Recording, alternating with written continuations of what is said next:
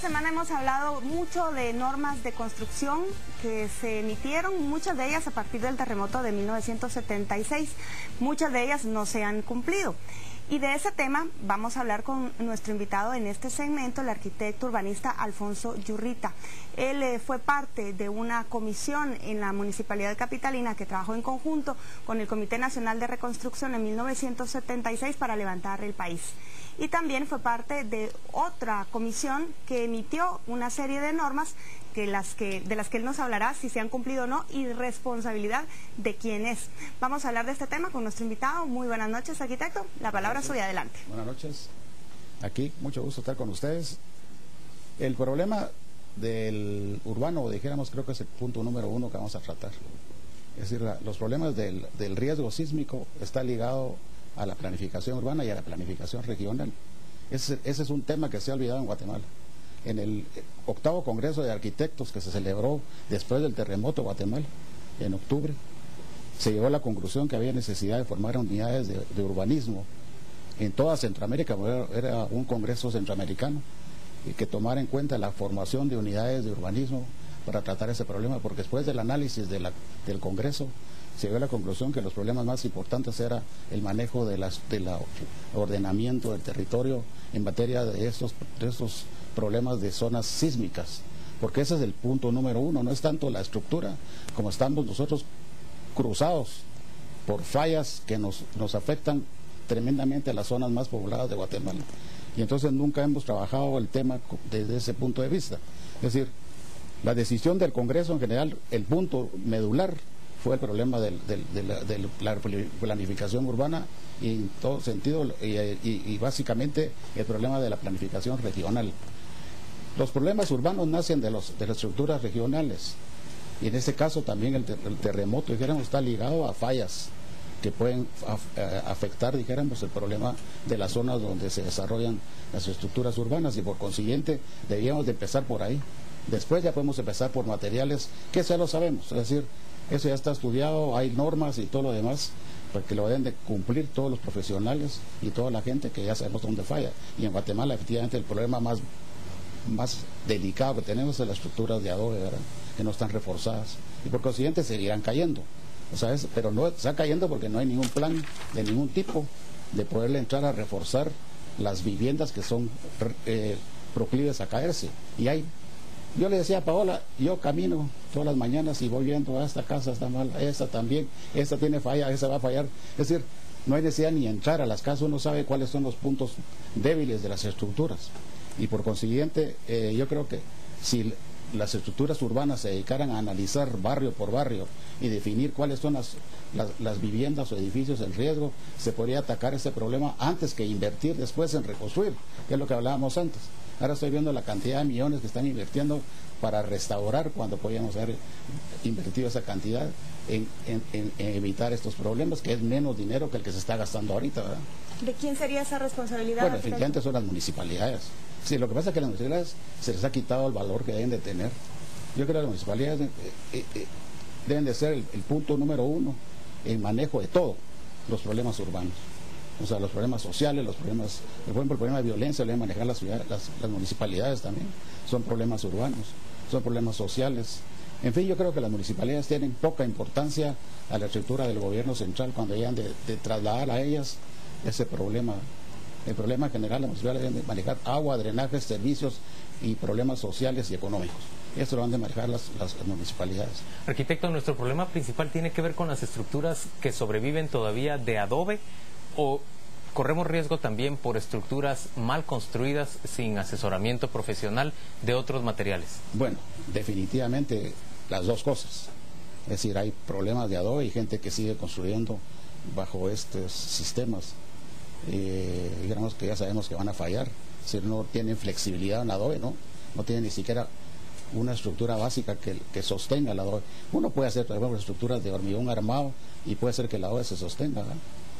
Ahorita acabo precisamente de construir a mi pared que era de adobe y le metí con columnas de hormigón armado y otra horizontal y no me falló ahorita, se sostuvo. Es decir, si uno maneja estos valores estructurales, puedes aún reforzar las viviendas de adobe. O sea que... Alfonso, uno de los temas que se manejó desde ese Congreso de Urbanismo tiene que ver con el territorio. Se hizo mucho énfasis en el tema de sismoresistencia y demás, porque acababa de pasar el terremoto. Teníamos en la flor de piel. Pero hay nuevos temas con el cambio climático y otros aspectos que tienen que ver con riesgos o vulnerabilidades que se dan por cuencas, por posibles deslaves, una serie de cosas que también... Guatemala es un problema en general. Que tenemos problemas de inundaciones, de volcanes, de todo. O sea, Guatemala es un país muy delicado. No se puede manejar al gusto de cada quien. Debe haber una organización y una normalización, que es lo que maneja también el Congreso. El Congreso definió que fue cuando se creó el INSIBUMI en tiempo del Congreso. Bajo esas recomendaciones se creó una unidad que estudiara los problemas estos. Y había otra unidad que se creó, que era la Coordinadora y Prevención de Desastres Naturales de Centroamérica, que era la COPREDENAC. Y el INSIBUMI fueron dos unidades que se crearon para, uno a nivel centroamericano y otro a nivel nacional. Y también se recomendó al ICAITI, para que el ICAITI estableciera una serie de normas en materiales que fueran sismoresistentes. En fin, en ese tiempo teníamos a flor de piel el problema ese sí fue duro. Fueron 26,000 muertos y un desastre a todo nivel, horizontalmente, o sea, casi diagonalmente en toda Guatemala. Arquitecto, hay mucha preocupación ahora acerca de cómo se va a manejar todo el dinero de la reconstrucción. Usted trabajó de cerca del Comité de Reconstrucción Nacional. ¿Qué recomendaciones tendría ahí usted? Mire, yo creo que esa cantidad de dinero debe de invertirse adecuadamente con una unidad especializada en materia de problemas sísmicos y de urbanismo de todas esas zonas que se afectaron por el terremoto. Y ellos son los que deben definir dónde sería la inversión, ¿verdad? Claro, habría que apoyar a la gente que definitivamente está en una situación grave, ¿verdad? Porque no solo aquí, por ejemplo, estoy viendo ahorita en Nueva York y son cosas parecidas, solo que allá le está cayendo nieve y aquí se salvaron, pero sí son cosas muy parecidas, es decir, allá también fallaron las estructuras, aunque no lo creamos. O sea, no estaban diseñadas para aguantar, dijéramos, el huracán, y aquí tampoco diseñadas para aguantar un terremoto. En fin, ese es un problema en general de falta de visión a los problemas que existen, ¿verdad? Si usted tuviera que mencionar dos lecciones fundamentales que se extrajeron del terremoto de 1976, ¿cuáles serían esas y cómo son aplicables en San Marcos? Pues son las que no se aplicaron en San Marcos. Es decir, definitivamente fueron la normalización. Aquí era un estudio, estamos hablando de 76 para acá, pues, y con esas recomendaciones que existían y con la existencia del Comité de Reconstrucción, creo que ya existió otra vez una unidad parecida. El comité trabajó muy bien. Reactivar esas recomendaciones, sí, y formar una unidad de comité de reconstrucción que se encargara de todo esto y tuviera todas las unidades técnicas adecuadas ligadas a los municipios.